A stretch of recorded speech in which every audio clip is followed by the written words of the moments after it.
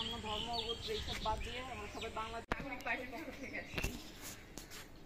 ছাত্রদের যে নতুন একটা দল। নমস্কার, আসসালামু আলাইকুম।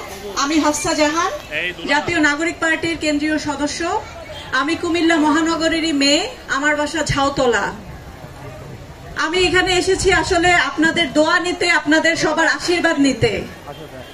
আমি একটু মনে করিয়ে দিতে চাই, 1971 সালে যখন আমরা বাংলাদেশ স্বাধীন রাষ্ট্র চেয়েছিলাম, তখন কিন্তু আমরা কোনো ধর্ম, জাতি, গোত্র আলাদা হিসাব করি নাই। আমরা মুক্তিযুদ্ধে যখন অংশগ্রহণ করেছিলাম, এক কাতারে পুরা দেশের সার্বভৌমত্ব রক্ষার্থে সব জনগণ একসাথে ঝাঁপিয়ে পড়েছিলেন। আপনারা জানেন তো, মনে আছে তো আপনাদের? এই ইতিহাস কি আমরা কখনো ভুলে যেতে পারি? স্বাধীনতার ইতিহাস, 71-এর ইতিহাস। 71-কে অস্বীকার করে কখনোই বাংলাদেশ একটি স্বাধীন এবং সুন্দর রাষ্ট্রে পরিণত হতে পারে না। সেই ধারাবাহিকতায় আবারও আমরা জুলাই অভ্যুত্থান দেখতে পেয়েছি।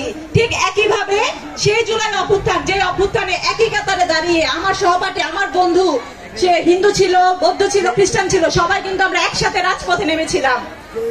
সেই সুন্দর বাংলাদেশকে আবার বিনির্মাণ করতে, স্বাধীন একটা সার্বভৌমত্ব ফিরে পেতে, যখন আমরা গত এতগুলি বছর যাবত যখন আবার মনে করেছি যে আমরা জিম্মি হয়ে গেছি।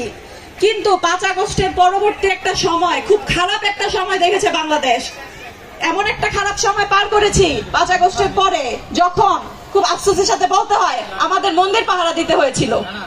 এর চাইতে লজ্জা মনে হয় বাংলাদেশের ইতিহাসে আর কিছু হতে পারে না, যে আমাদের মন্দির পাহারা দিতে গিয়ে বসতে হয়েছে, আমাদের মন্দির একসাথে পাহারা দিতে হয়েছে। কিন্তু এটার পাশাপাশি একটা ভালো দিক আমি তখন দেখতে পেয়েছি। তখন মাদ্রাসার ছাত্র থেকে শুরু করে আপনারা সবাই, আমরা কিন্তু কেউ আলাদা হয়ে যায়নি।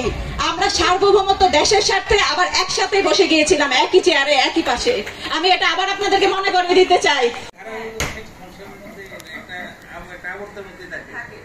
আমরা পিতামাতা যেরকম সবাইকে সবসময়